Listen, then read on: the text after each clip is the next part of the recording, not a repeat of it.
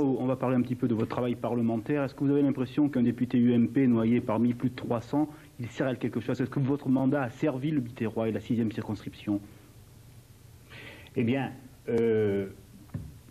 notamment sur la viticulture. Viticulture, par exemple. Oui, ben nous allons parler de tout. Nous allons parler de tout. On a 4 minutes. L'analyse d'une activité parlementaire, c'est aussi, dans certains secteurs, l'apprentissage de l'humilité. Je dirais une chose, c'est que pour être efficace dans un mandat parlementaire, il faut réunir plusieurs ingrédients. Premièrement, il faut peser dans sa formation politique. Et je pense que la même règle existe à gauche. Quand on pèse dans sa formation politique, quand ce qu'on défend, quand les convictions qu'on défend arrivent à être prises en considération, même quand elles sont quelquefois contre le cours du jeu, par les plus hauts responsables du mouvement, on a déjà franchi une étape et je me suis attaché à être dans ce cas de figure sur tous les dossiers qui me tenaient à cœur. Ça veut dire qu'il y avait un déficit alors? Comment? Il y avait un déficit. Depuis 20 ans, la région a du mal à être entendue à Paris, quand même. Non, il n'y avait pas un déficit, mais vous l'avez dit, est-ce qu'on peut espérer dans une formation politique importante, pas simplement dans la formation politique. Que cet objectif. Est-ce que votre voix est entendue au niveau national? Est-ce que votre voix est entendue au niveau national? Vous parliez de la viticulture. On a un peu l'impression que la voix du Languedoc-Roussillon au niveau national n'est jamais entendue, quels que soient les parlementaires, qu'ils soient de droite ou de gauche. Est-ce qu'effectivement le Languedoc-Roussillon n'existe plus au niveau national? Alors ça, c'est une question dont je vous remercie. Voilà.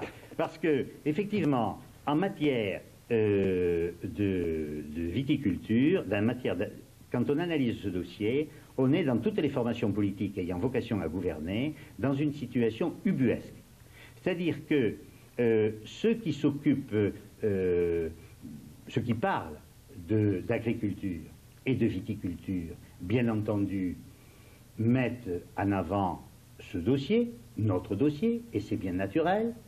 Ceux qui s'occupent de santé et de grandes réflexions nécessitant beaucoup de hauteur de vue, considèrent, dans beaucoup de nos formations politiques, qu'il n'est pas raisonnable de privilégier un message qui laisse penser que la consommation, même modérée, de vin est licite.